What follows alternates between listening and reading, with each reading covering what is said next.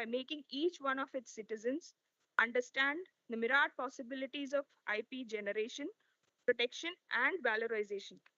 Today, under the campaign of Rashtriya Bauddhik Sampada Mahotsav, CSIR National Metallurgical Laboratory Jamshedpur is organizing a national webinar focusing on the intellectual property life cycle, on how an idea can become an innovation.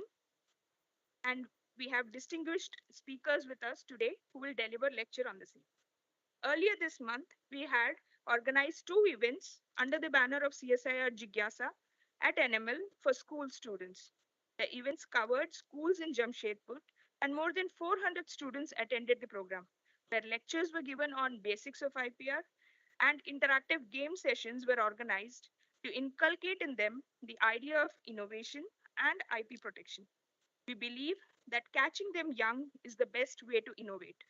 With these few words, I hope that all gathered here, physically and online, will be able to expand the horizons of their understanding of IP and its protection. Thank you.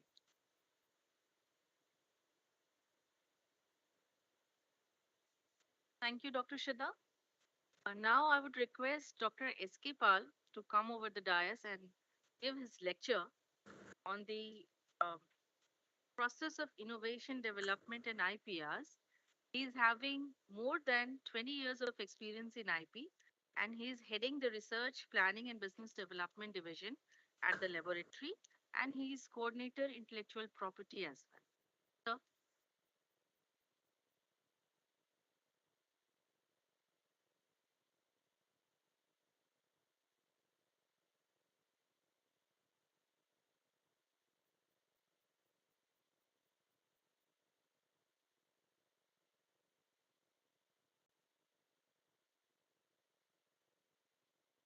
Sudhakar, I've joined, yeah.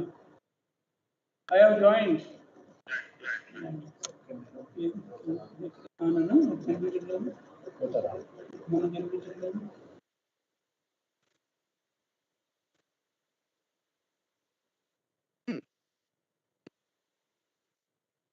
Yeah, good morning. As a part of the campaign, we have arranged three lectures, one from internal and two from external. From outside, Dr. Purushottam is the ex-NRDC chief, and Mr. Kundan Kumar, his assistant controller of patent, will speak later part. We have designed this lecture in such a way so that total IP life cycle can be covered. My lecture will be focusing on development of the innovation, how to develop. Dr. Purushottam, he will part that protection part and that IP exploitations part, and Mr. Kundan Kumar will be addressing that that what are the different IP protections process and how to file this patent, particularly that thing. So my part will be covered the innovation development process, and that is very important for the institution like us. So before going forward, let us understand these four terminology. We just often come across idea, creativity, invention, and innovations. And when you get some idea, and then idea, whether maybe creative idea, whether maybe some imaginative idea, if this idea or method of some kind of any kind of you can say some art, you convert this particularly imaginative or creative idea into the reality, it becomes creativity. And when you just finding some idea for solving some kind of technical problems, and that has some applications, it becomes inventions. And then inventions, when it is basically commercialized or getting commercial success at the end of the day, that become inventions, innovations. So that is, we are very distinguished between these four terminology, which often play with that idea, creativity, invention, and innovations. Now, when you develop some inventions, innovations, we should have one effective innovation ecosystem. What is innovation ecosystem? Innovation ecosystems, it is basically one system within these organizations, or maybe some kind of external actors which is interacting with these organizations, which is basically enables particularly innovation process or impede this innovation process. They are the several that interacting player, you can say interacting actor, which is basically under some conditions, some environment, they interacting with these organizations. Say for the examples, say only R&D research organizations interact with this government or financial body or academia for the research related matters for developing some of the innovations. So a proper innovation ecosystem is really needed to develop that inventions. If we don't have that, basically impede this innovation process. Now, let us see what are the driver of the innovation process. Any kind of innovation process uh, need these particularly creative people within these organizations. You know, creativity innovations is basically comes hand to hand. If some your organizations people is creative, you can expect that better innovations. Okay, and of course, your institutional culture, institutional ecosystem to support these innovations, to encourage this innovation. For competitive market, if you survive, you have to innovate yourself. Suppose if you are producing some product, your product is in the market. For sustaining this product, continuously you go for innovations. For that, you have to make some invention. Changing customer demand or habit, you have to keep on track. What are the customer demand change? Accordingly, you have to innovate. So that is the driver of the innovation. When the new technology comes, suppose you are some new molecules, any pharmaceutical molecules come is very expensive. So you'll always find some of the alternative one. So innovate yourself so that alternative substitute can get it. So in that urge to make the cheaper one, you have to innovate. If you have the good urban R&D infrastructure within these organizations, more people will be creative enough for making good inventions. When you get the threat from the substitute, okay, if your government any regulations come, you have to make some foreign substitute, then you don't have a choice to innovate yourselves to make a new substitute for. And you know the technology life cycle, after some technology getting obsolete. So for the new technology, you have to innovate to replace the existing one. Now, that popular method of particularly developing these innovations is technology push or technology pull.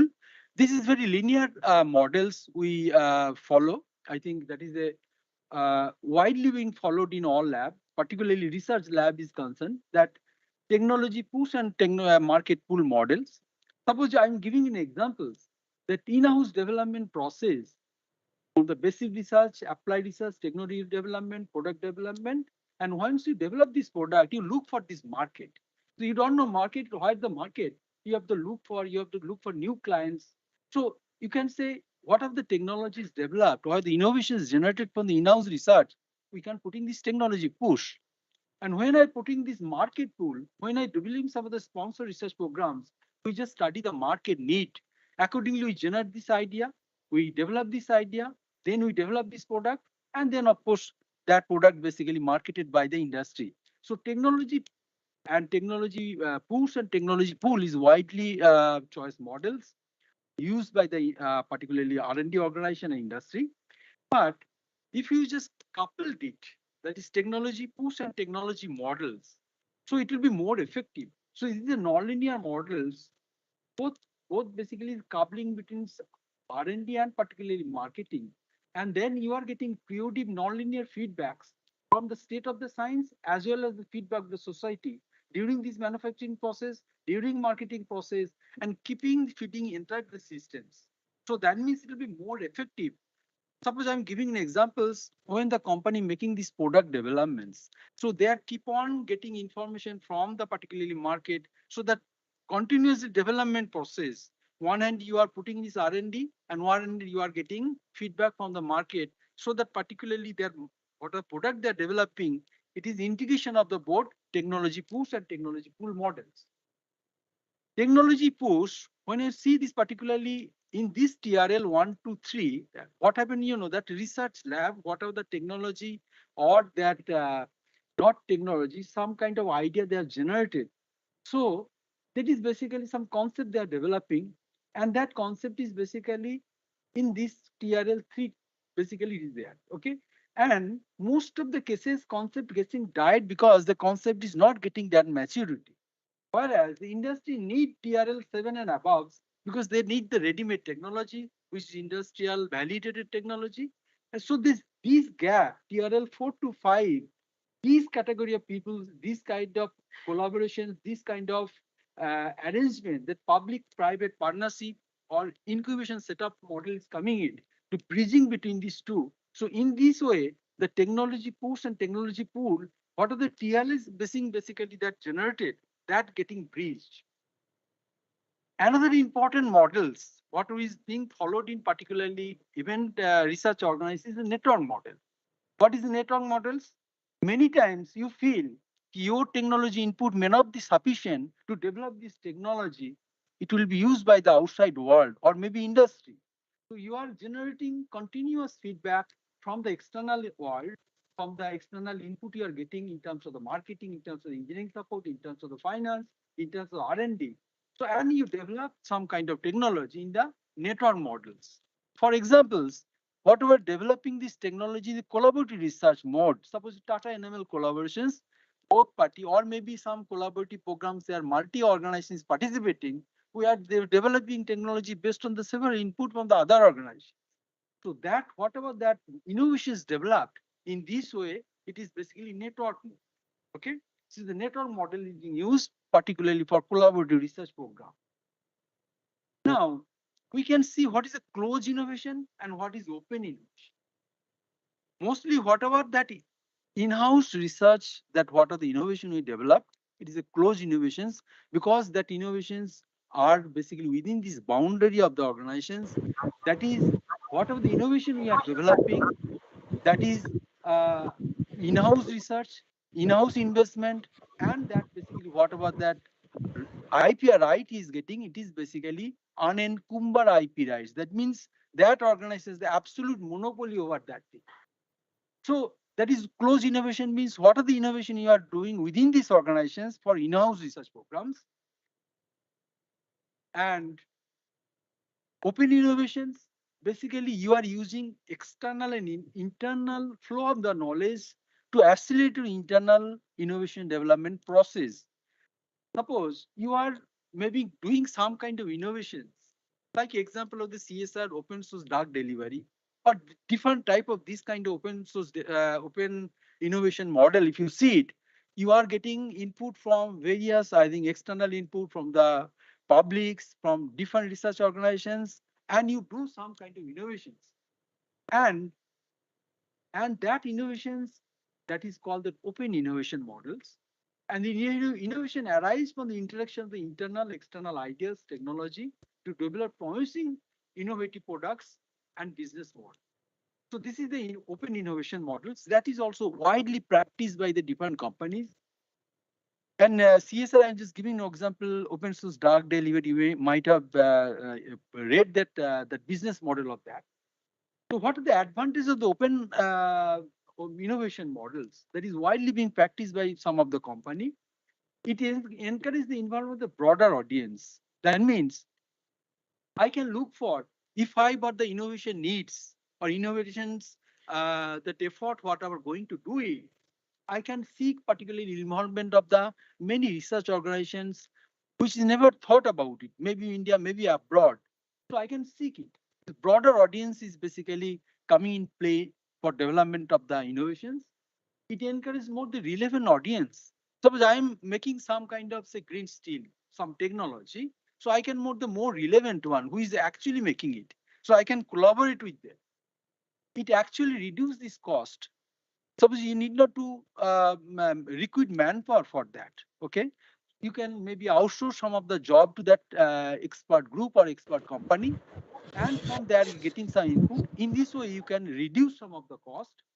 It involves the clients in product development process. When you develop this process, you can tell your clients to validate your products. So client will be equally part in the product development process. It will improve your brand image of the company. It helps the companies win this trust. Also, it's developed the good partnership. You know that particularly organizations, if we collaborate with them, we can develop good innovations. So there is a possible good scope for collaborations. And you can also find that exported talents, which particularly groups and from where I can seek these talents.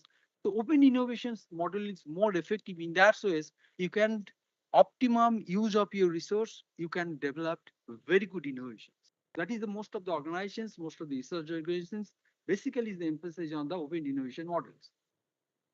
Now, when to choose open innovation model and closed innovation? When you feel that innovation is very complex in nature, and if you need some input from the external inputs or maybe inappropriate input which harm this product development process, because it will negative impact in the development process. So when the complex innovations, you can think about it is open, don't go for the open innovations. If it is unique, if you develop some kind of innovations which have a lot of market and that organization is getting some competitive advantage over, so then you will go for that closed innovation model because it will face a lot of money in future. High competition, when there's a lot of competition in the market in the specific product segment, you can always go for closed innovations, don't go for open innovation models. Now, when I going these particularly innovations, okay, it has particularly two important parameter we definitely discuss. That is, when you develop this innovation process, you need two parameters. One is basically your competence, technical competence, and whatever the business model you have. Okay. So enter the particularly product development process, only two parameter plays.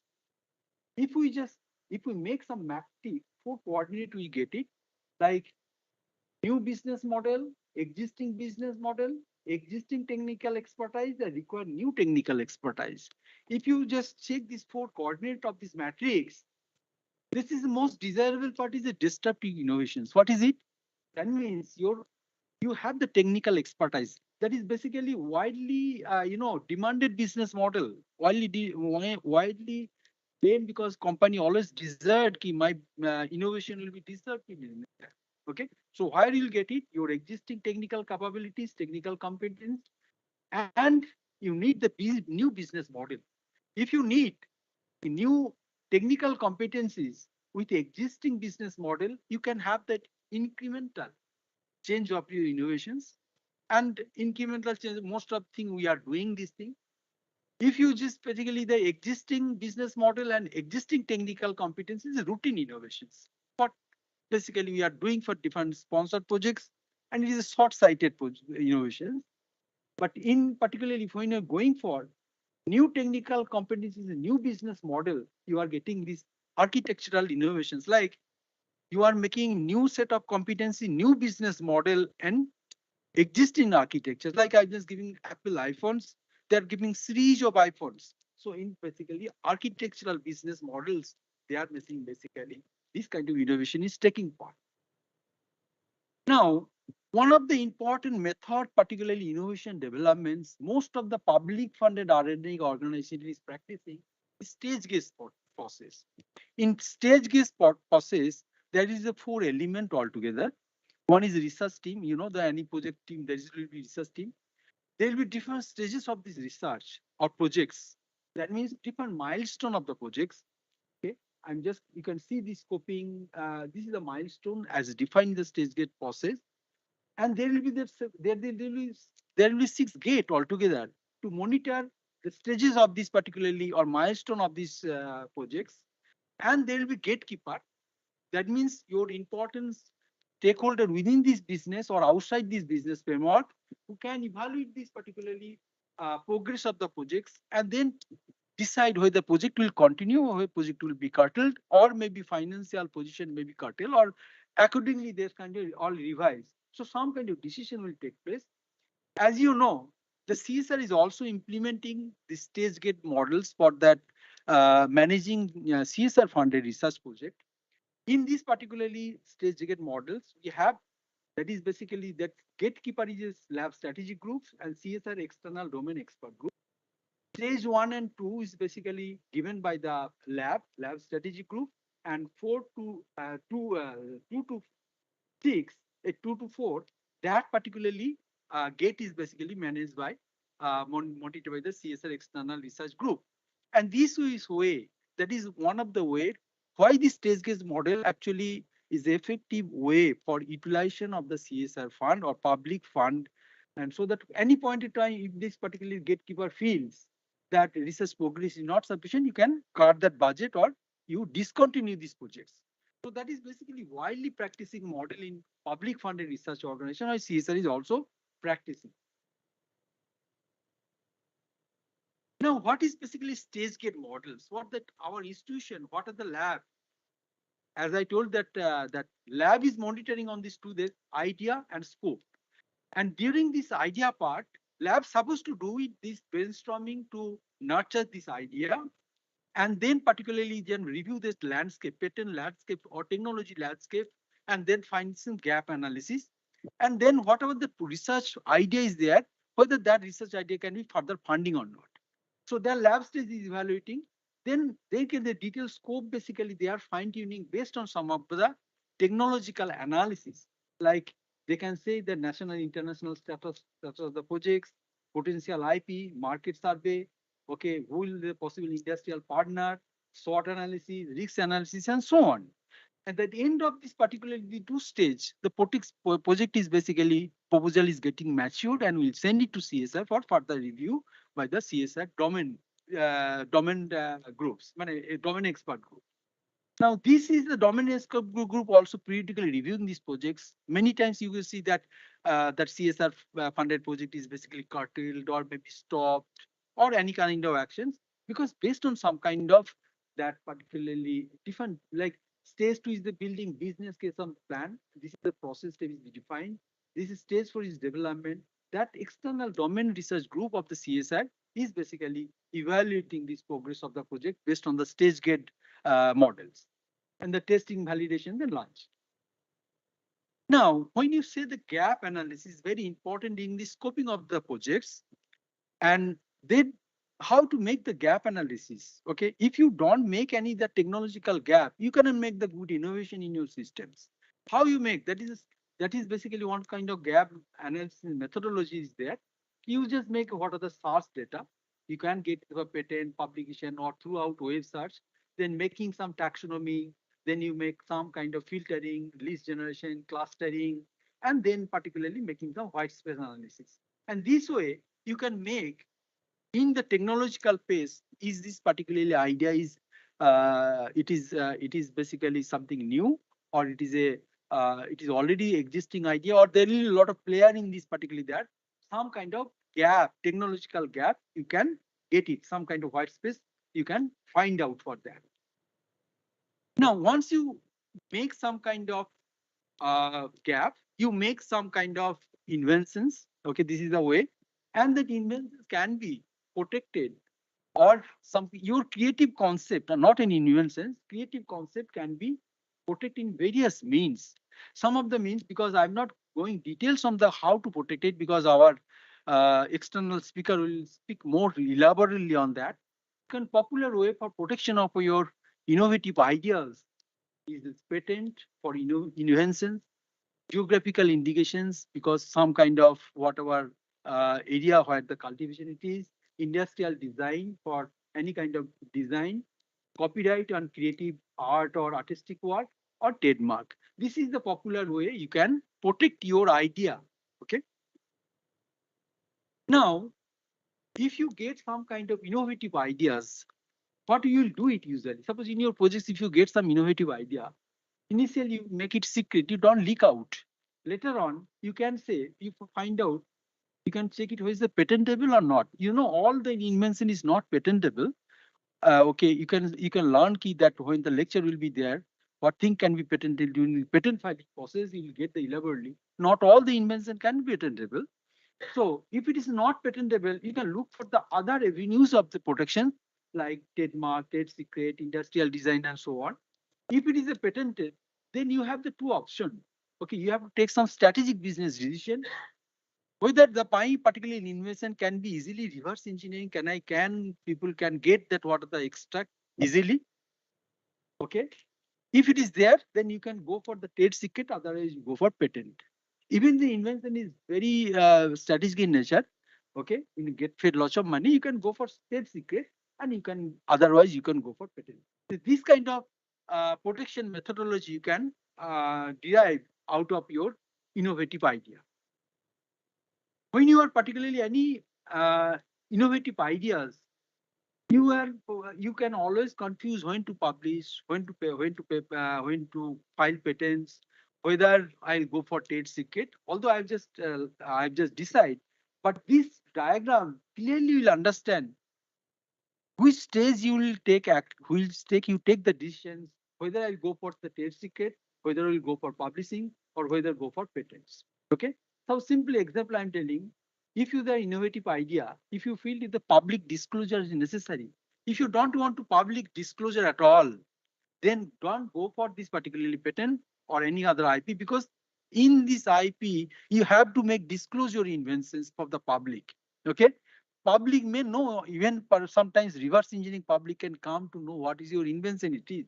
If you don't want to make the public, straight away you can go for state secret. If you want the disclosure is necessary, then again you check it that particularly the revenue potential, my inventions for the revenue potential, then filing and maintenance cost से भी ज़्यादा है कम है. Whether it is greater than IP filing cost, if it is IP filing cost basically revenue potential is ज़्यादा है.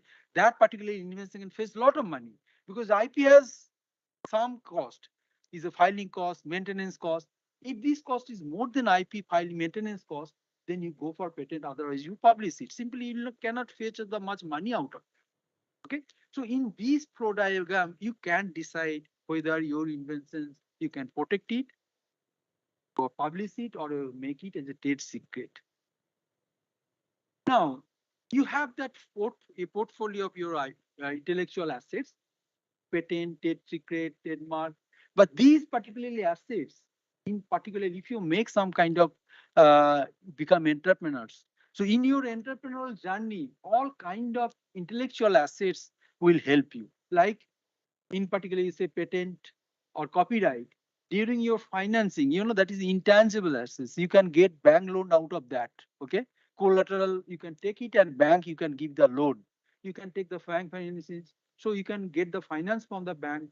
Then you make some kind of product design based on you have the industrial design, you have the registrations, that unique registration you have, nobody can copy it. Industrial design. Then you can market it, licensing. So all kind of particularly IP in play in that thing. So what at the end what I'll like to say key innovations, you just develop these innovations and you protect this innovation, and in such way that you can particularly liberalize these particular innovations with this framework of these particularly intellectual property assets and that corresponding rights, you can enjoy the completely monopoly and fetch money for yourself and for the organizations. Thank you very much.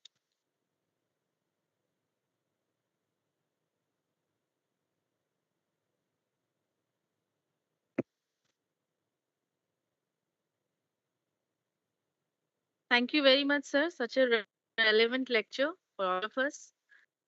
Um, Now it's my honor to introduce today's second speaker to all of you, Dr. H. Purushottam. Is currently serving as DPIIT IPR Chair, Professor, and Director, Center for Intellectual Property Rights at Andhra University, Vizag.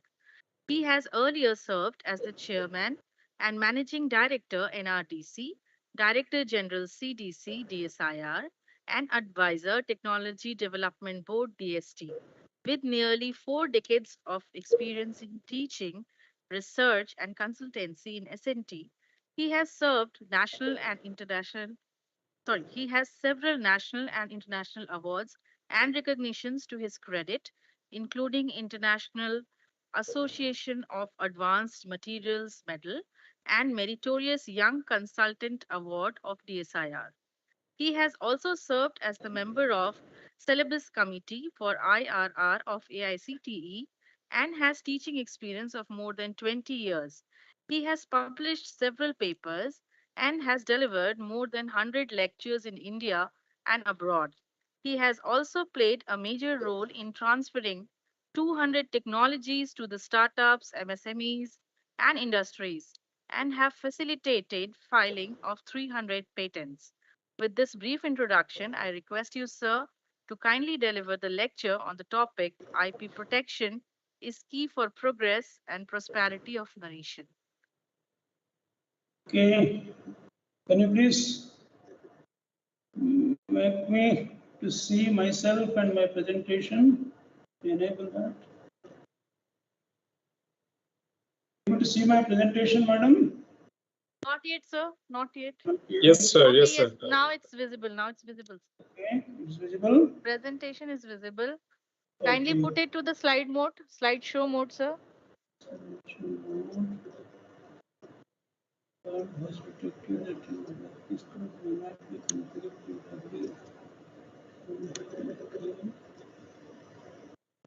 Is it?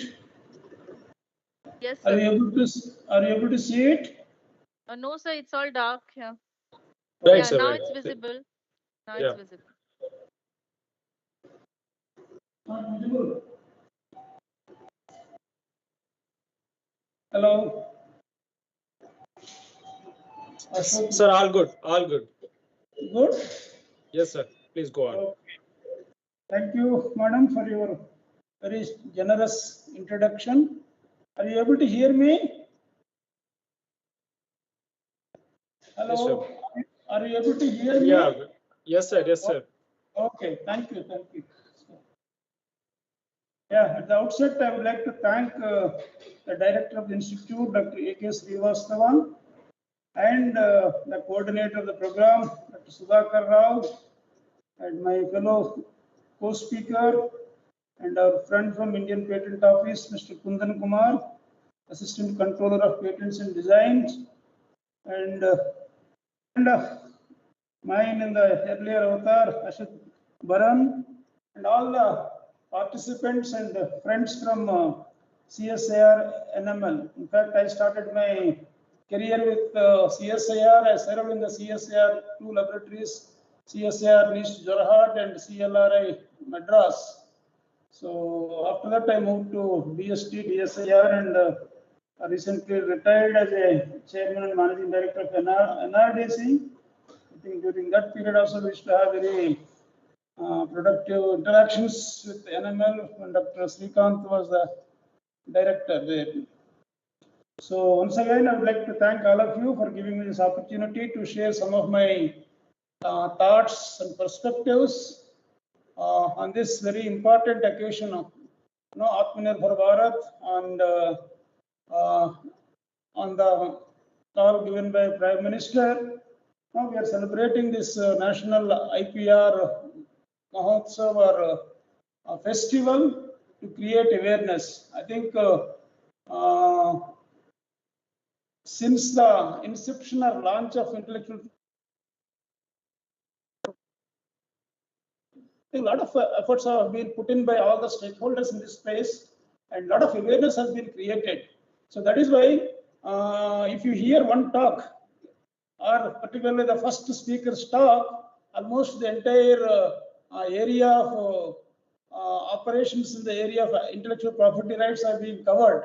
So always we find it difficult to cover new areas for the second and third speakers, because the area is so limited, and always the first speaker will have the advantage of giving the overview, the processes, the models, the everything about intellectual property rights. So whoever is going to talk, mostly we will be covering some of the same topic. There could be some overlap also, because of a lot of awareness, a lot of new knowledge has been created in this area. So coming to my topic today, IP protection is key for progress and prosperity of the nation.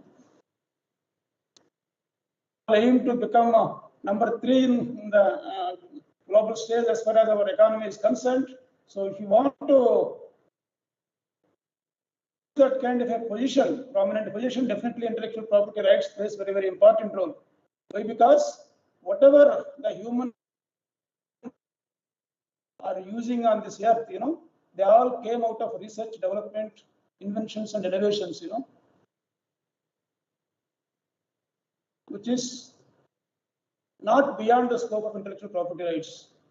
So, like the air present everywhere, intellectual property prevails everywhere. Only thing is we should have that knack of identifying that intellectual property and understand how to create, how to protect, and how to commercialize and how to bring it to the market. Since Stone Age to today, we have developed so well and so fast. It is all because of the innovations and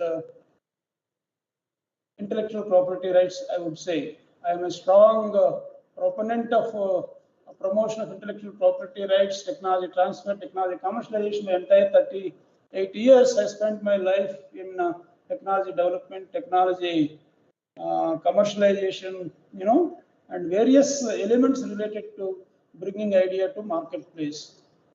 So before, if you want to really understand and appreciate intellectual property rights, I think it's very relevant for us to know what these two big corporate heads said about intellectual property rights in their businesses. One is John Stroud, the chairman of the Cracker, which is again a multinational. The CEO of the company, what he said is, if this business was split up, I would give you the land and bricks and mortar, and I would take the brands and trademarks, and I would fare better than you. So that is the power of intellectual property. You all know that trademark, patent, copyright, designs, they're all constitutes intellectual property right, which are a kind of a intangible assets. And what president of Coca-Cola company? Professor Purushottam sir. Yes, sir. Sir, sorry to interrupt. The slides are not changing. Just I would like to check on this. Okay, please do that. Right. Okay. Now it's fine. Yeah, the slides are changing. And sir, people are curious to see the presenters. And if you could turn on your video I've already turned camera, on my, camera. something at your end, I think. We are not I've able to already see switched you. on my Camera, it's not. We are not able to see you. yourself are not able to see. I thought you were mute. I don't know how do I. Try to How do switch on I- the camera. If doesn't work, that's fine. No problem. We'll go on.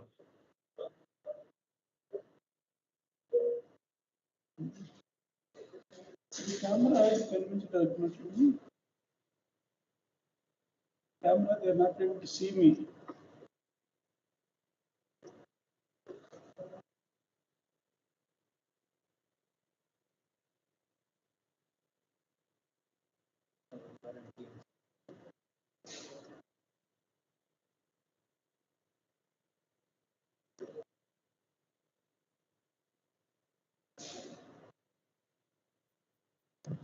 Camera is on only from my side. I don't know what is happening. Okay, sir. No issues. We'll go on. Important now. You should be able to see. Who is it? Maybe we have to come out and again. Okay, man, to do that. Switch it off. So this is on. From my screen, it is showing it is on. Okay.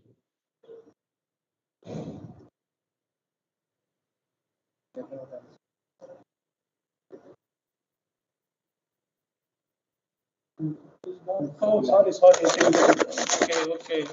There is a problem from my side. Yeah. Perfect, sir. All good. Yeah. Yeah. The Good to see camera you, was sir. pushed. Yeah. Thank you. Okay.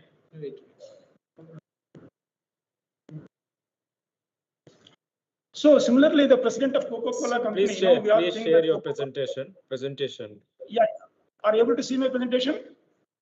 Not yet. Not yet. Okay.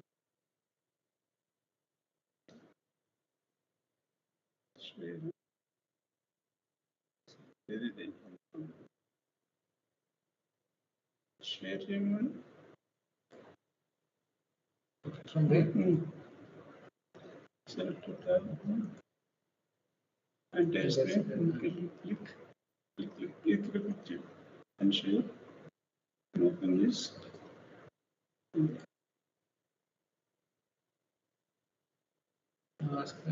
Are you able to see?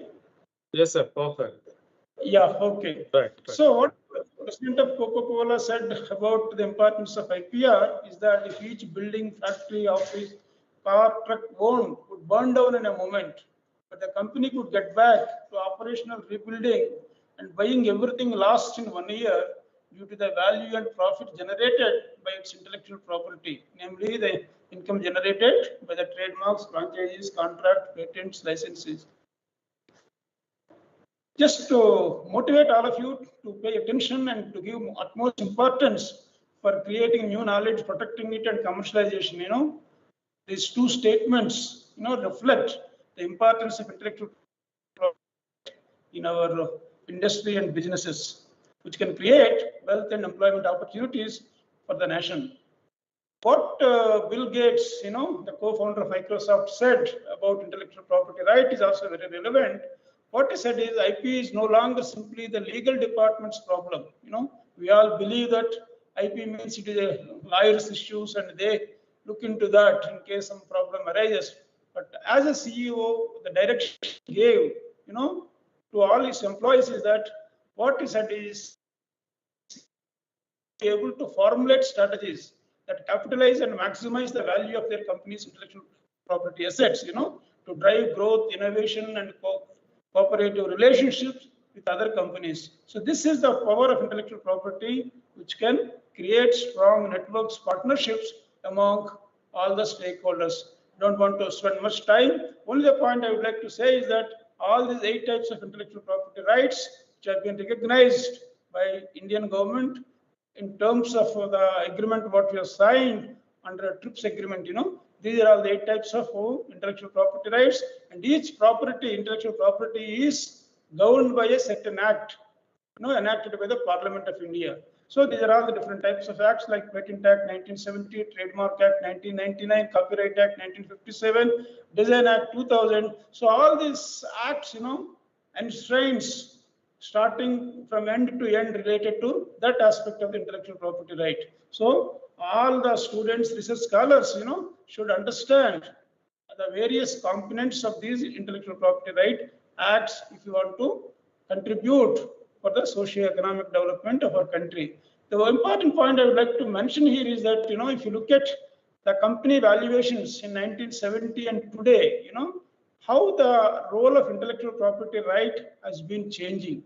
If you look at in 1975, particularly the top companies, the Fortune 500 companies, the value of the company used to be determined by the kind of assets the company holds, like the plant, building, land, inventory, the stocks, all those things, In 1970, 83% of the company's value used to lie in the tangible assets like buildings, equipment, cash, bonds, inventory, land, all these things, They're all called fixed assets.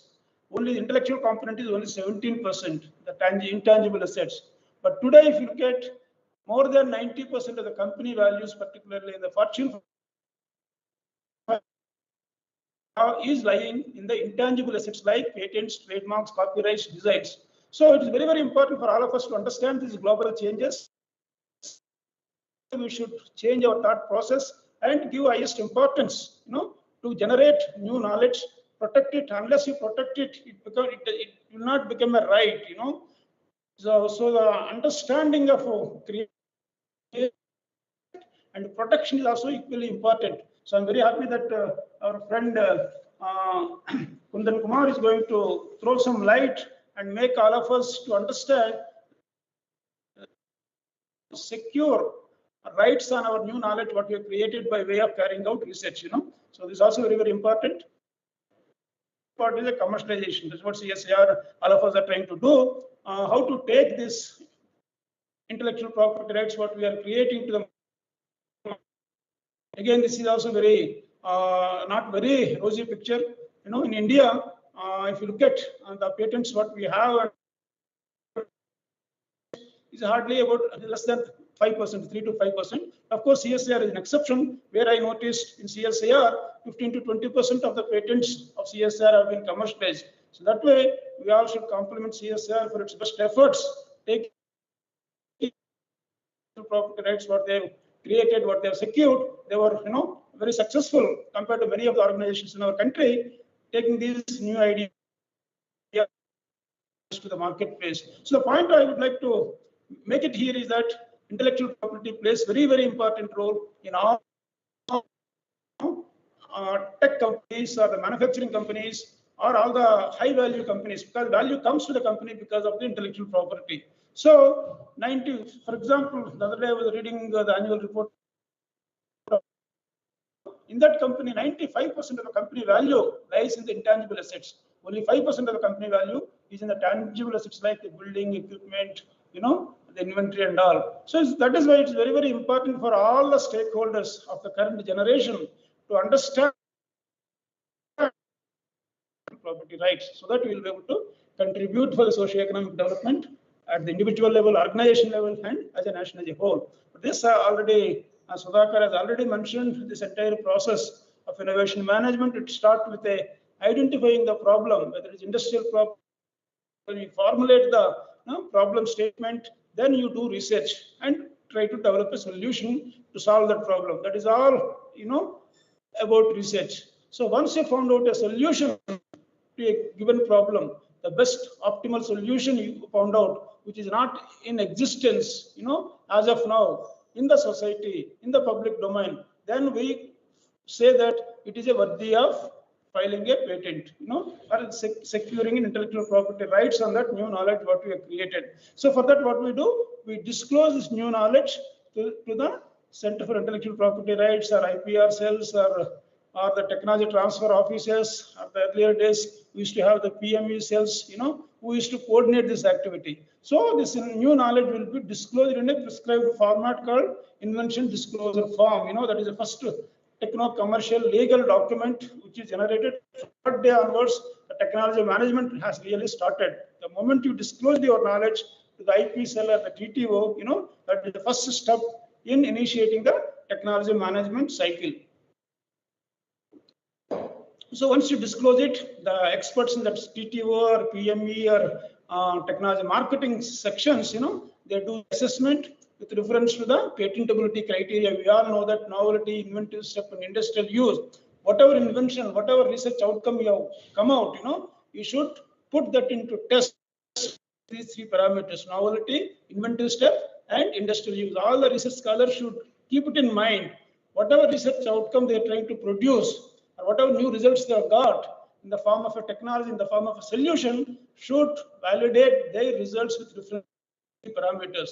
If you wanted to get a patent, or if you wanted to get a market for your research outcome, So this is very, very important. So each one of you should understand this criteria and assess your outcome with reference to this. If you have the capability, well and good, or use your internal capabilities. Of course, CSIR headquarters, we have got IPU unit, and also we have UDP is there. They all help us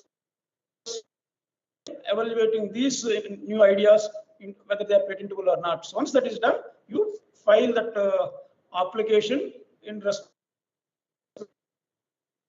Think you need to file your applications in Calcutta office, and all southern states have to do it in Chennai office. All western states have to do it in Mumbai office. Eastern states have to do it in Calcutta office. So there are jurisdictions. You have to file your application. It's a process by itself, and my friend Kundan is going to talk about all those processes involved. So once you file, next step is that you need to market that idea or technology to various interested stakeholders like startups, new entrepreneurs or big companies in India and abroad. So one thing you should remember always as a researchers, we do always a mistake in our enthusiasm. As soon as we found out some new invention discovery, we try to publish it. We try to speak it in news channels or WhatsApp or in YouTube channels, making a film out of it, and you give a press release, you publish it in a conference, or present in a conference, all these things spoils your novelty, and you should not do that. You should not do that before filing a patent. This is very, very important. Most of our youngsters, they do not know. You should not bring this knowledge to the public domain before filing a patent. As Sudhakar said, the secret, you maintain that is a secret till you file your patent application. Otherwise somebody, and if you talk in the public domain, when the examiner, examines your invention, you evaluate the novelty. Novelty means, how do they evaluate novelty? It should not be in the public domain as on that date, So your own disclosure to the public may counterproductive. It may kill your novelty, your own disclosure. So you should not do that before you file a patent. Then you start marketing. Then many people will come and evaluate and do the due diligence of the capabilities of the entrepreneurs who would like to take license from you. Then after doing that, select the right party. Again, we're selecting also, there are of CSR colleagues are aware, the licensing process. It involves both exclusive license, non-exclusive license, even outright selling of the technology, that is also possible. So depending upon the institution's mandate and industry's requirement, one can always choose the method of licensing, whether it is exclusive license or non-exclusive license, or even outright sale of the patented technology also, that is possible, So that depends on the management's view and decision of the top management. So once you execute the licensing agreement, then you transfer the knowledge to the to commercialization. So how do you transfer the knowledge? Again, it's a big challenging thing, because knowledge cannot be seen. It is an intangible asset. So transferring the intangible asset on a physical object, is very, very challenging, So there are several tools, techniques are there to transfer this intangible assets. The first and foremost thing is that you demonstrate the technology to the seeker of the technology in the laboratory. Once you sign the licensing agreement, you got your part payment of the licensing fee and all, then you demonstrate the technology, you prepare the technical know-how package and submit it, That is the first step of knowledge transfer to the licensee, or the receiver of the technology. So based on that, the company, the entrepreneur will make a detailed project report, scale up the process, and prepare a DPR. And with the DPR, he approaches to the banks, financial institutions, raise the required capital, establish the commercial plant. Then again, the laboratory has to assist him in re-standardizing the laboratory scale process or bench scale process, what we demonstrated, to them, and again in the commercial scale. Mostly we do that under the contract or license, what we call a sponsorship basis, So you need to consultancy basis. So you need to retrain, re-standardize the process parameters in the commercial plant. You need to handhold him. Otherwise, many technologies have failed because of lack of coordination and handholding by the laboratory which transfers this technology to the party. That is the most important thing. A lot of investment goes into the commercialization. As you all know that if you spend 1 rupee in research, you need 10 rupees in development, that is prototype development, validation, scale up, Then 100 rupees you need for commercialization. So commercialization is a highly risky, involves a lot of expenditure. Unless we handhold these companies, in implementing this technology, majority of the technologies fails, So that is very, very important. Always the laboratory has to take the responsibility and handhold the entrepreneur so that the entrepreneur will be able to implement the technology successfully at commercial scale, So after that, the product, on the product, we get a recurring royalty as long as the agreement is in force. So the point I would like to conclude here is that all our research, should lead to generate royalties. Then only what we call that research is a productive research, useful research, and industry-driven research. That's what, of course, in this process we use, as Sudhakar says, we use both technology push model and market pull models, both depending upon the need. So this is broadly the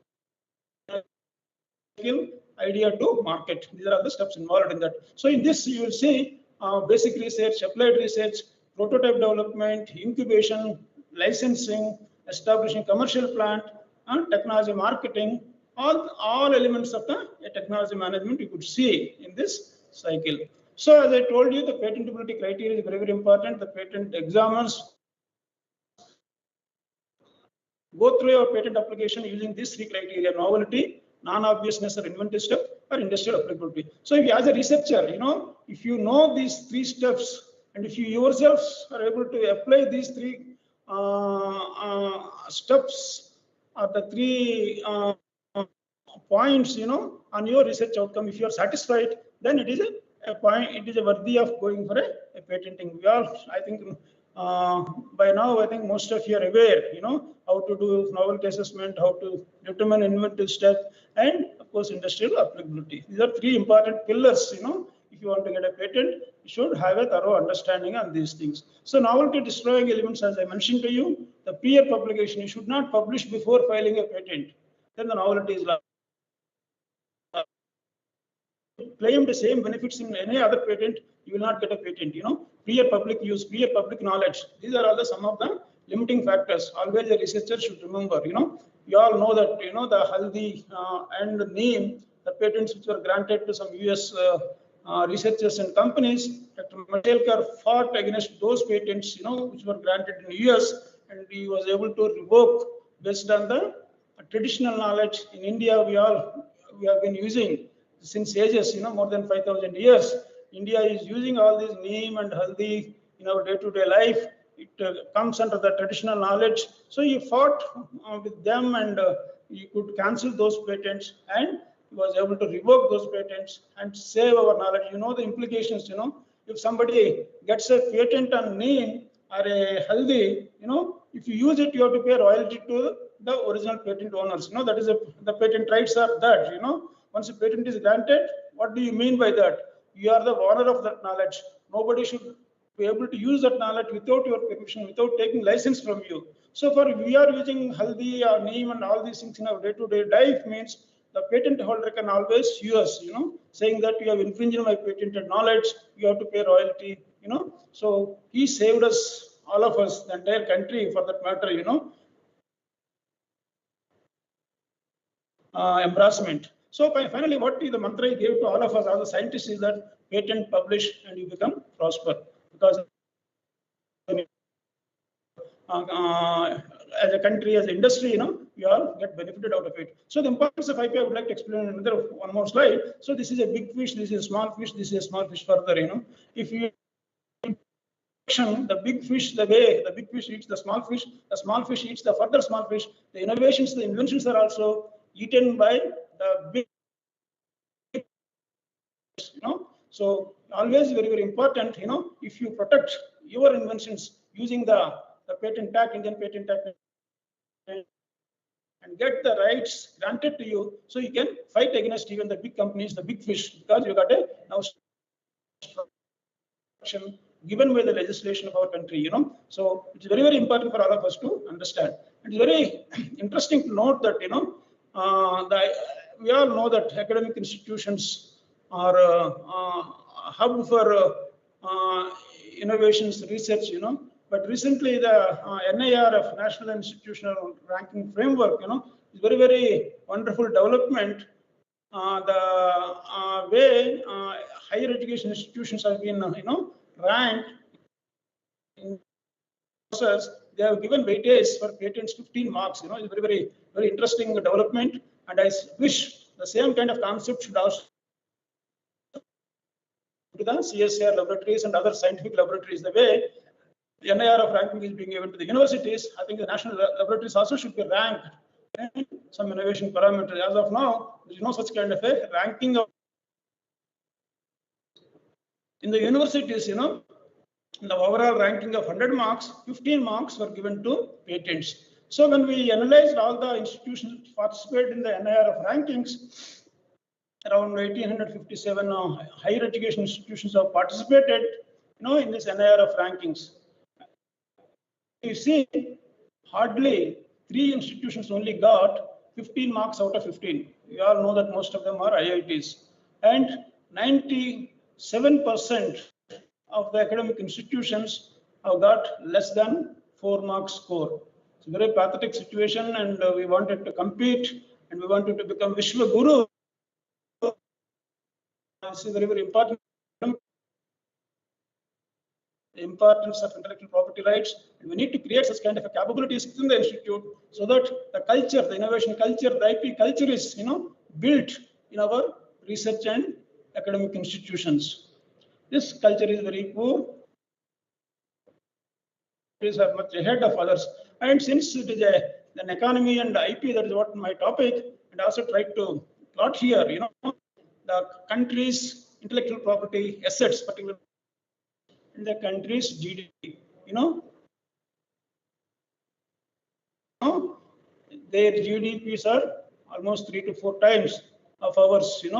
China, if you see, 14 or 15 trillion US dollars, and US is around 20 trillion US dollars economy, and correspondingly, their patent portfolio size is also huge.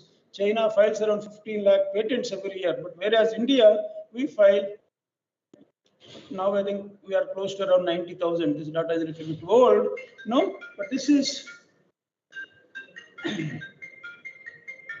what is important for us to note that, though we have created a lot of awareness, but still our rate of filing patents are very, very small compared to many of these economies. Hello? Sarah? Hello? Hello? Hello? So, hello? So, what is important is that it's not that research is not happening in our country. We spend a lot of money and a lot of research is happening, but we are not able to recognize, the IP what we have generated. So there is a need for converting our research outcomes into patents or intellectual property rights. I think a lot of focus has to be put in to convert all our research outcomes into patents so that we will be also at par with the developing. Our Honorable Prime Minister says the next 3 to 4 years we will become number 3 in terms of the economy in the world from the current 5th position. I think from this graph, we can understand intellectual property rights plays very, very important role in building the GDP of the country. And if you wanted to become the 3rd largest economy, I think what we need to do is that we need to convert all our research outcomes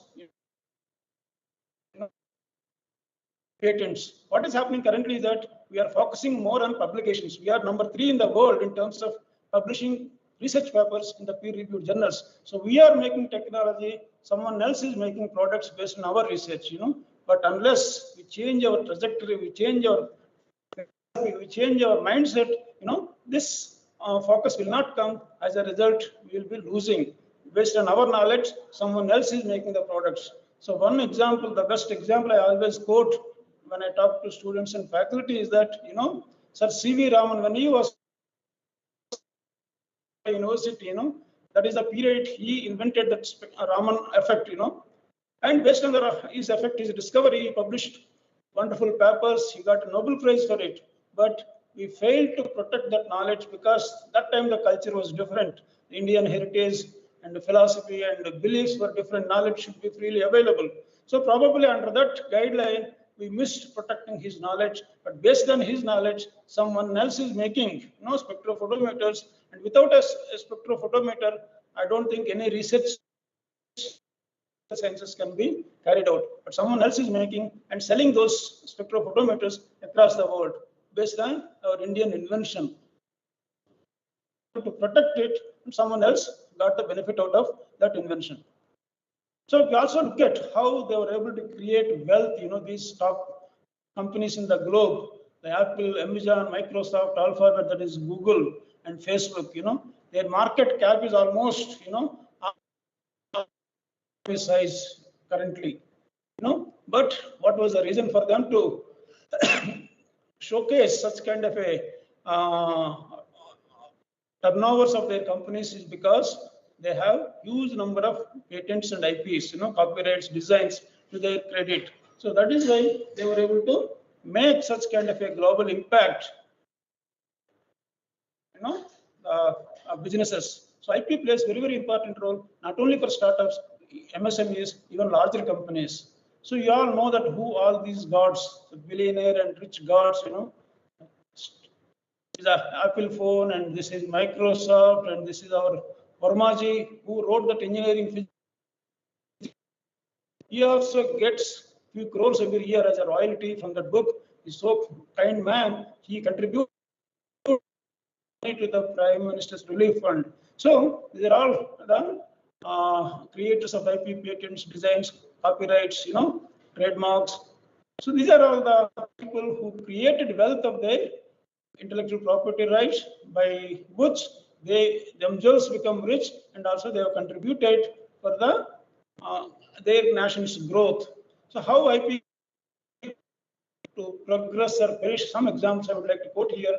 Dan Bricklin, you know, he lost millions of dollars because he did not patent the spreadsheet program he invented. Though he could have patented it as per the US law, you know, software programs can also be patented, but he has left it open. So we are all using it, you know, Excel spreadsheet. We can't do really any meaningful analysis of our data, you know. And Kodak paid over 900 million US dollars for infringing Polaroid's instant camera patent. You know, Polaroid has developed that instant camera, but these people, knowingly or unknowingly, they copied that and they approached the court. Court has penalized them for infringement. You know, so licensing of just 3 patents earned 150. Now it's not 150, more than 250 millions for Stanford University. You know, they developed the technique called gene splicing. You can cut the genes. You know, using a specialized technique, and this technology had they licensed to so many companies across the globe. They earned a lot of money, and these are some of the examples where the academic institutions, the research laboratories together, industry together, you know, they invented these products and processes, and over a period of time, in fact, all these companies took birth in the university campuses, and they become, you know, multinationals today, like the companies like Oxford Instruments, the Google, Netscape, Genentech, Polaroid, like Sun Microsystems, Silicon Graphics, Amazon, Cisco Systems, Facebook, you know, all these companies took birth in a research and academic background. And also, you see, recently there was a case in Bombay High Court, you know, somebody used, you know, a trade name and a trademark of an international company and put that on their products, and the other party has filed a suit against them, and court has put a penalty of 5 crores, you know, for infringing that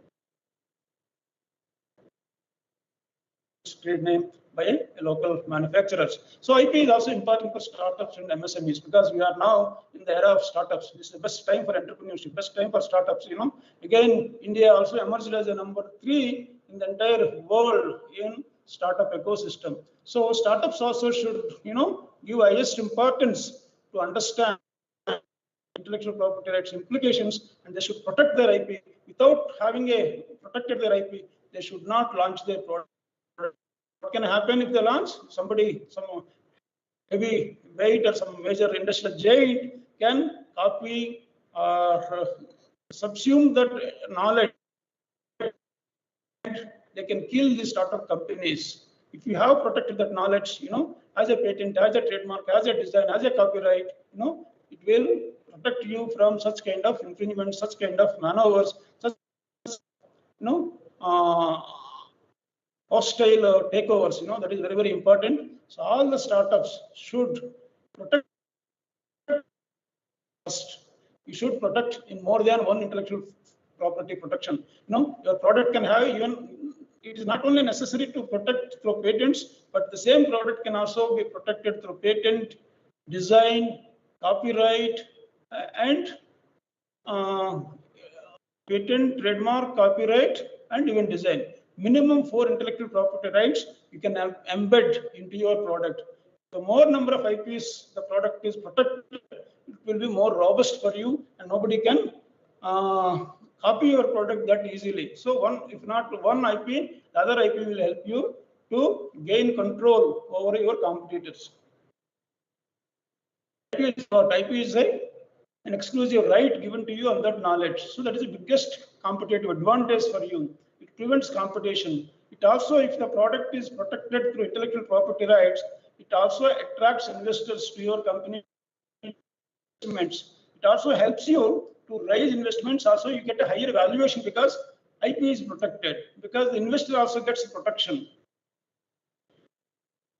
in your company to scale up your processes. So why is investing? Because your IP is protected. So you have a competitive advantage. So these are all some of the important things. You all know that how IP played an important role in COVID-19 vaccine also, you know. So countries who have invented the vaccine first, they made billions of dollars, you know, by producing, selling and supplying this to various countries. So I would like to conclude saying that, you know, IPR is not only a bridge, it acts as a catalyst. IPR means nothing but knowledge. Knowledge is represented by Goddess Saraswati, and put that knowledge into practice in the form of an entrepreneurship startups. It creates wealth to the nation, wealth to the country, wealth to the individuals, wealth to the organizations, you know, a Lakshmi. So as long as you are able to maintain equilibrium between these two forces, either at the individual level or the organization level or at the national, we will be prosper and we will be happy with that kind of a knowledge, that kind of a wealth what you create out of the new knowledge, creative knowledge, you know, and to Atmanirbhar Bharat and self-sustained Bharat. So I would like to conclude with these few remarks. With questions on the topic what I spoke, I'll be very happy to answer few questions. And once again, I would like to thank the organizers of CSIR-NML for giving me this opportunity. Thank you very much. Sudhakar, over to you.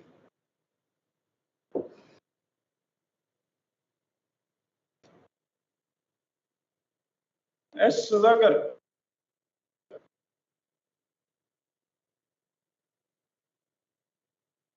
Questions are there?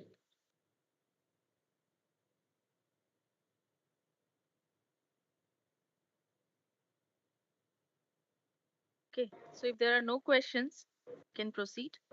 Yeah. So thank you. Yeah. Mic on hand. I'm audible? Yes, Yes, ma'am. yes. Okay, fine. So May thank you- you very much, sir. Yeah. Thank you very much for such an informative lecture. And now we are ready to hear to our next speaker. And it's again my honor to introduce him to all of you. Mr. Kundan Kumar is Assistant Controller of Patents and Designs, Indian Patent Office, Kolkata. He has done his BSc Engineering in Metallurgy from BIT Sindri 2009 and post-graduation in Materials Engineering from Indian Institute of Science, Bangalore in 2011. He has been a member in R&D of TVS Motors during 2011 and 12. He has earlier served as an examiner of patents and designs during 2012 and 2018 at Patent Office, Mumbai. With this brief introduction, I request you, sir, to kindly deliver your lecture on the topic and overview of intellectual property rights. Over to you, sir. Thank you, ma'am. Madam, permit me to.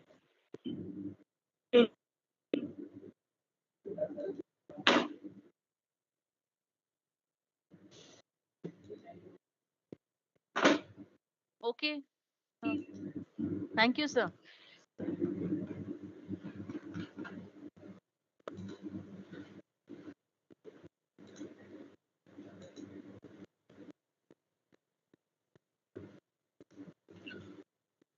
Madam, can you please confirm my slides are visible and am audible? Yes, sir.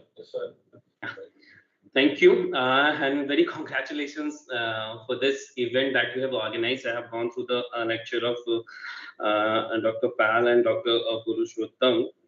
So it was really nice seeing so many aspects that they have covered. So it makes literally my life easy today.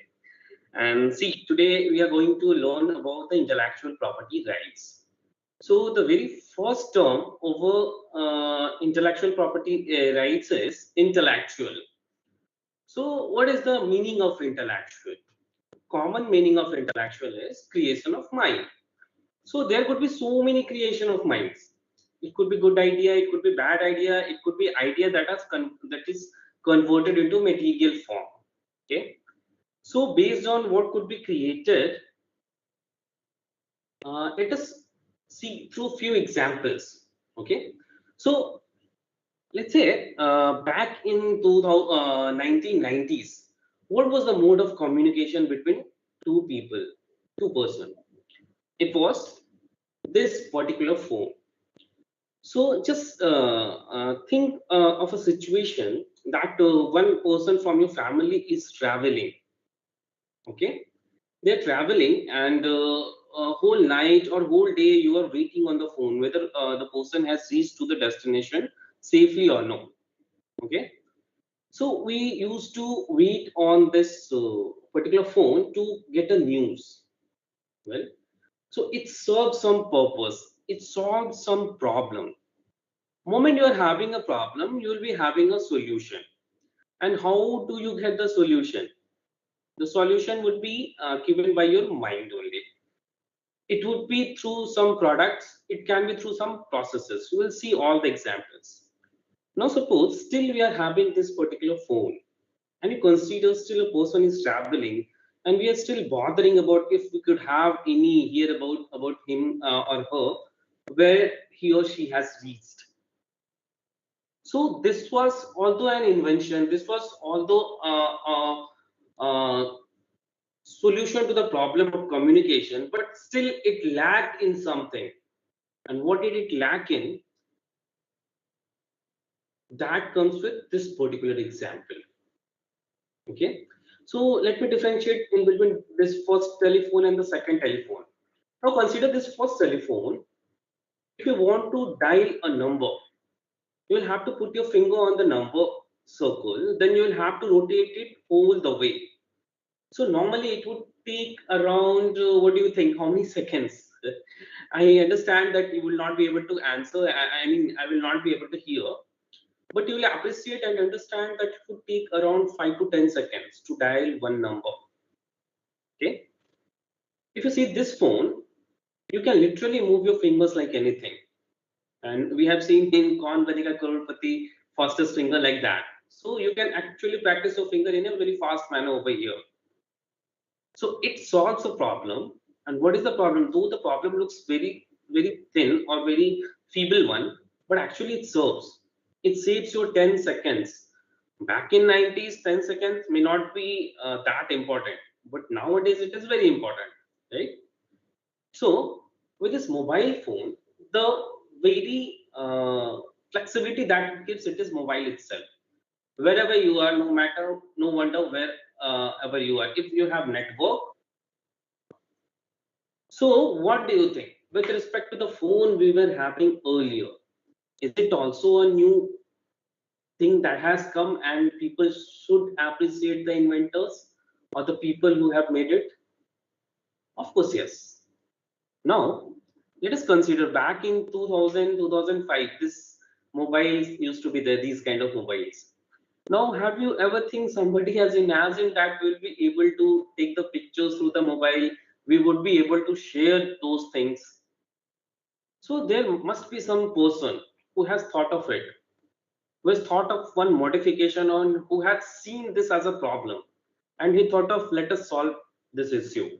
And there came the smartphones. Okay, so smartphones literally solves most of your problems. At the same time, it creates also, but it solves most of the problem. You see, with the passage of time, you see the technologies are changing, they are shifting, and how they are changing. It's not the God who is changing; it is the man who is changing it. It is the human resources who are actively using their brain. They're keeping on creating something new and solving new problems. So whenever there is an entrepreneur or let's say the students or something, they see problems right from their childhood, but they don't know if there is a solution, there could be something that they can get a reward of. So through this lecture, I believe I would be able to seed your mind with the things that actually you can monetize your creations. Actually, you can monetize whatever you develop or whatever the solutions you find. Okay. So these are the products that we have seen. Now look around you, right from the chair you are sitting on, right from the mic you are using in, right from the projector where you are able to see the screen. Nowadays, those interactive screens are there. So there are developments, there are products, and certain developments keeps on happening. So this is what actually invention is all about. Every time you solve a new problem, you end up creating a new invention.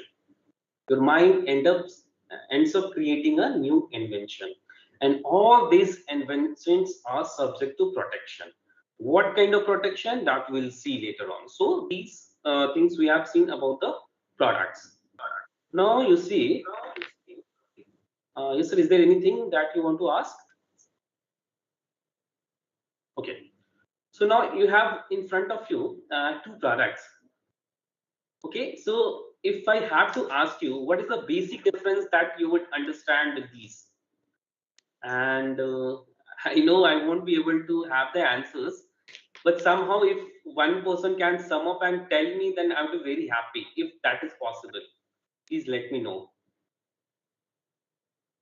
So I have brought mostly these examples so that I can keep you engaged and I don't bore you. So is there any answer that I can expect? Both are kind of sweets, right? More or less the ingredients are also same. What is the major difference?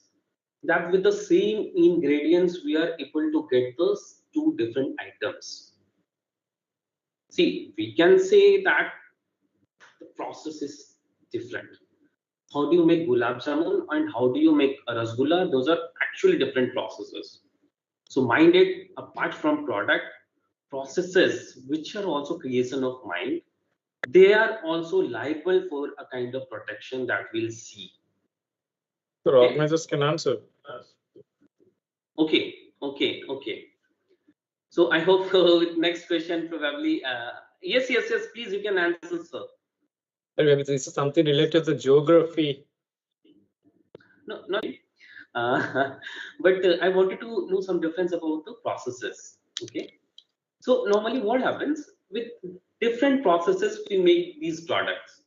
Like if I have to take some example of sambar or nariyal chutney or dosa, if you guys have some kind of crave for these kind of foods, you will see when you go to different states or you go to every 10 or 15 kilometers, you will find there is different kind of taste. If you come to Bengal, right now I am in Bengal, West Bengal.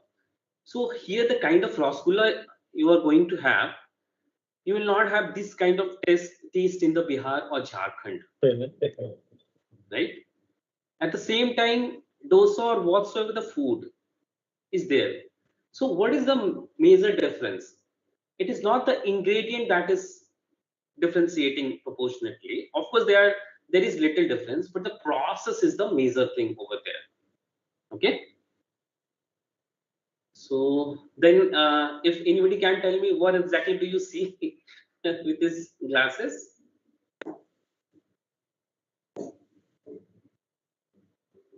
They're all glasses, right? Well, in the way you can differentiate, some are used for taking liquors, some are for water and all. That is one of the difference, yes. But aesthetically, they look different, right? Moment your eyes are able to differentiate things, differentiate the shape of the things, that means we are talking about designs. Okay, so they are basically different designs. So when we cover the design portion, we will be understanding how designs are differentiated. Okay, so this was about design. Now, this time I want some answers from the audience. Let us consider you were going back to your home and there was minor accident. You got some bruises in your hand or legs. What is the first thing that you are going to do? Any answer would be appreciated, please, if you can participate. Or someone from the audience can sum up and tell on the mic if it is okay. The organizers can please help me in that. Yes, no? What is the first thing that you are going to do with the bruises? Just to clean up the wounds, first aid kind of thing. First aid. Let's say, let me throw some different situation to you. There are no first aid. You are basically at your hometown, not hometown but village, and there are no first aid box, or you don't have anything that you know. So what will you do at that time? The basics traditional knowledge you have, just you wanted to do something about this. And what is that knowledge? What are you going to apply? Maybe haldi. Yes. So basically, you know, you will go and wash your hand. You will apply haldi. Okay, where did you know from that you can use haldi or turmeric or something like that? Why would you use that? My grandfather told me. Right. So basically, it is not that you have read in the books. It is coming through the generation, your father or your grandfather or their forefathers. You have been transmitted these knowledge through the generation. So these are called traditional knowledges. Okay. So traditional knowledge is also one of the aspect of intellectual property. Till now, we have talked about intellectuality. When you are able to convert it into material form, then it becomes intellectual property, right? Mode of communication, there was nothing. Someone invented telephone. He had an idea of talking between two persons who are at different places. Okay. So whenever he has created something out of it, he could materialize something. So it became an invention, it became an intellectual property. Okay. Because it is now in tangible form, kind of thing.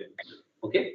So whosoever invents or come up with these kind of ideas, so there is bound to be some kinds of incentives for them.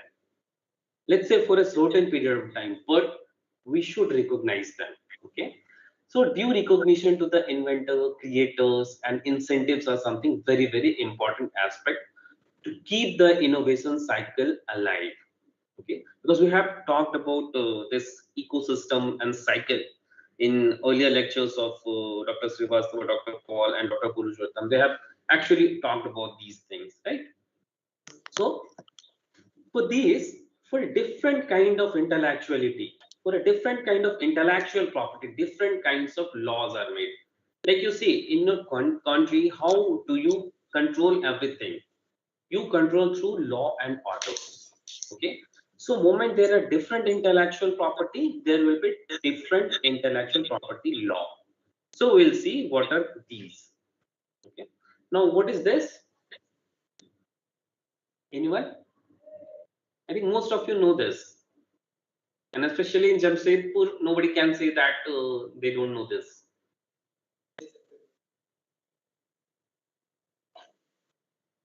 I believe I have the answers, but I can't hear. Yes, this is the logo of Tata.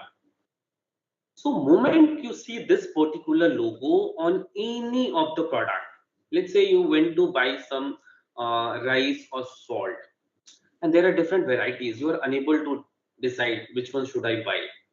And moment at the near about same prices, you see at some product there is a logo of Tata. So there is a kind of faith we are having that has come over the years that no, if it is Tata, we can blindly believe it. So what exactly this logo is about? This logo is about intellectual property, and that categorically is called trademarks. जो logo हम समझते हैं, this particular logo is called trademark. Okay? Based on this, they trade. Okay. So with this, let me tell you intellectual properties. When the government has to give certain rights to people in different intellectual property, there are different laws that are made. First is patents, and for patents, I would tell you we have seen some products and some kind of process we have understood initially. Okay, while making rasgulla and gulab jamun, so they are covered under patents, products or processes. Then we have designs, right? Moment we talk about design, we talk about shapes or something that we can differentiate with respect to your eyes by seeing through your eyes. Okay, we'll see in details later on these things. Trademarks, I have shown you a logo of Tata. Geographical indication will be taking later on, and you'll be able to understand that also. Then copyrights, and copyrights is something I believe I should be making you aware of, and we'll be taking this at the last of this lecture.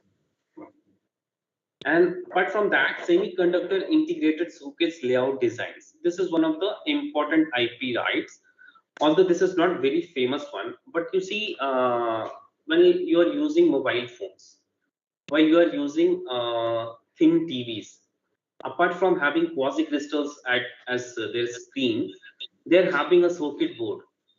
And because of this circuit board itself, though, we could see the thin mobile or thin TVs. Otherwise, it would have been very difficult. The old TVs were cathode ray tube, so those were bulky, right? So semiconductor integrated circuit layout design is another intellectual property for which the rights are granted. And what kind of rights would be granted? If you have created it, if you have invented it, of course, for a certain period of time, only you will have the rights of marketing it, selling it, importing it, using it. You can stop others from making or using this particular these kind of products or processes or logos. Literally, you can stop others. So you will enjoy some monopoly. Moment you enjoy monopoly, you'll have, how will you enjoy that? Through monetization, right? So all these IPRs are related to monetization. Moment you are able to have the exclusive rights on selling some different, some kind of chair which has become a hit.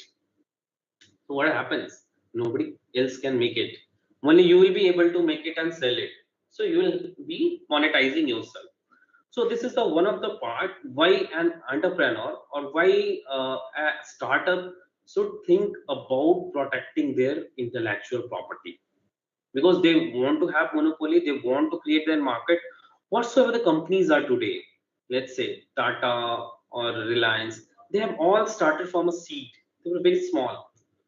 They've started growing, and mind it, you see their history. Moment they started growing, they have started making their IP portfolio in respect of patents, designs, trademarks, or copyrights, everything. You will see those things. Okay, GI is something that we'll cover. So broadly, we have understood what kind of intellectuality would be there, what would be the results of intellectually, and that is very much. See, so productions processes we will be seeing. So see, most of us would have seen a baby crying under the shower. No baby likes the water on their face. If you put them in water, they would be very happy. Moment the water touches their face, it becomes a problem, right? So this was seen as a problem by one of the person, and he came up with this solution. And please mind it.